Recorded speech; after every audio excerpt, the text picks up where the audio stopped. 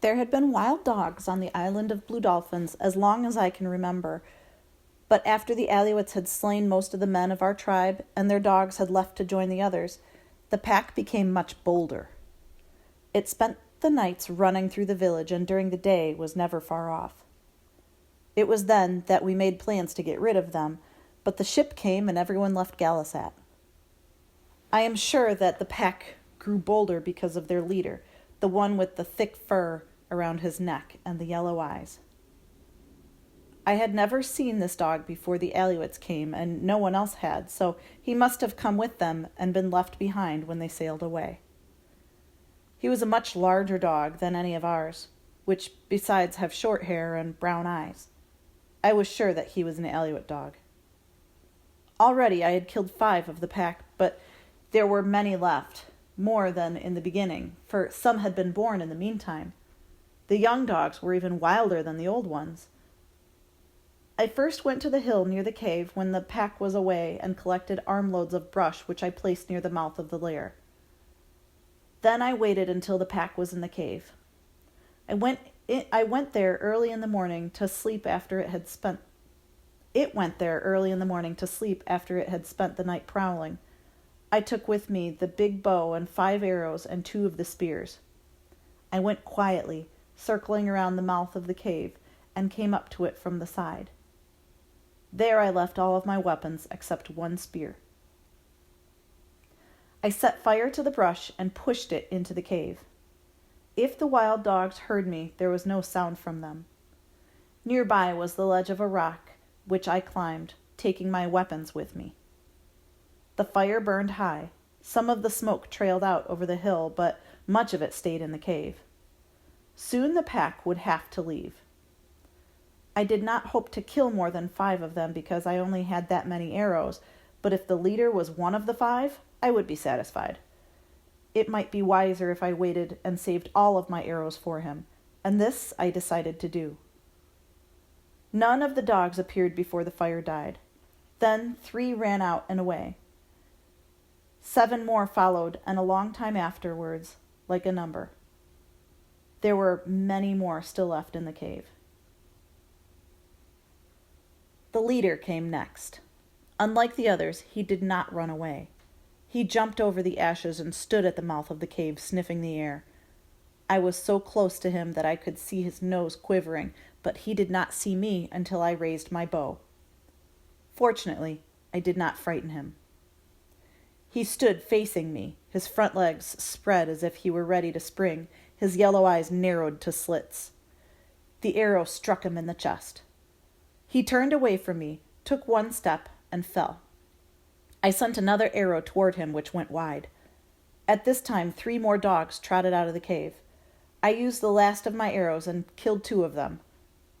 Carrying both of the spears, I climbed down from the ledge and went through the brush to the place where the leader had fallen. He was not there. While I had been shooting at the other dogs, he had gone. He could not have gone far because of his wound, but though I looked everywhere, around the ledge where I had been standing and in front of the cave, I did not find him. I waited for a long time and then went inside the cave. It was deep, but I could see clearly. Far back in a corner was the half-eaten carcass of a fox. Beside it was a black dog with 4 gray pups. One of the pups came slowly toward me, a round ball of fur that I could have held in my hand. I wanted to hold it, but the mother leaped to her feet and bared her teeth. I raised my spear as I backed out of the cave, yet I did not use it. The wounded leader was not there. Night was coming, and I left the cave, going along the foot of the hill that led to the cliff. I had not gone far on this trail that the wild dogs had used when I saw the broken shaft of an arrow. It had been gnawed off near the tip, and I knew it was from the arrow which had wounded the leader. Farther on, I saw his tracks in the dust. They were uneven, as if he were traveling slowly. I followed them toward the cliff, but finally lost them in the darkness. The next day and the next it rained, and I did not go to look for him.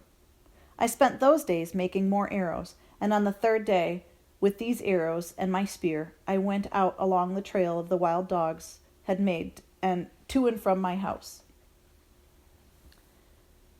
There were no tracks after the rain, but I followed the trail to the pile of rocks where I had seen them before.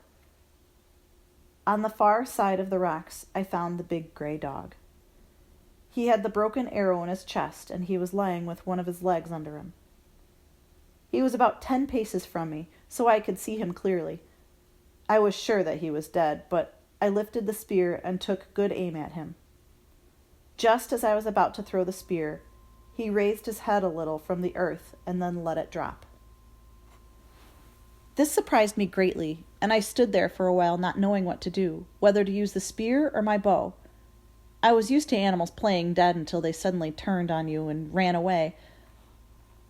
The spear was the better of the two weapons at this distance, but I could not use it well as the other, so I climbed onto the rocks where I could see him if he ran. I placed my feet carefully. I had a second arrow ready should I need it. I fitted an arrow and pulled back the string, aiming at his head. Why I did not send the arrow, I cannot say. I stood on the rock with the bow pulled back, and my hand would not let it go. The big dog lay there and did not move, and this may be the reason. If he had gotten up, I would have killed him. I stood there for a long time looking down at him, and then I climbed off the rocks. He did not move when I went up to him, nor could I see him breathing when I was very close. The head of the arrow was in his chest, and the broken shaft was covered with blood.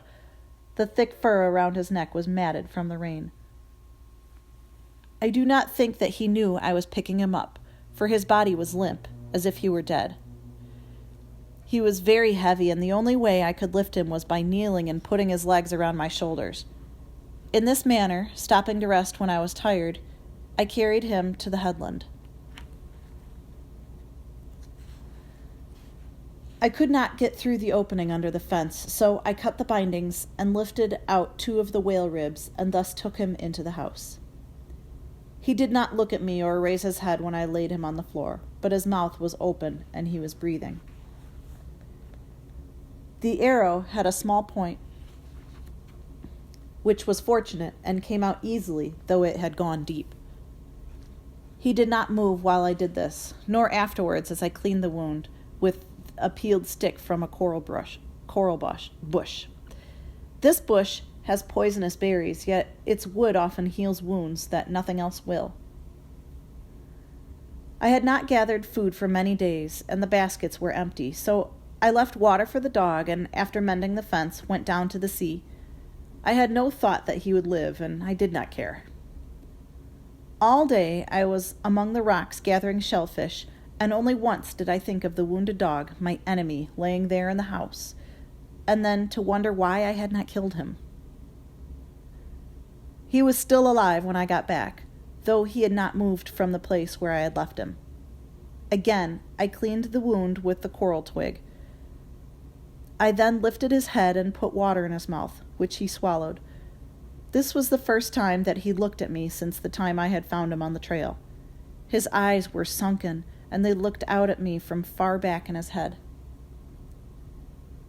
Before I went to sleep, I gave him more water.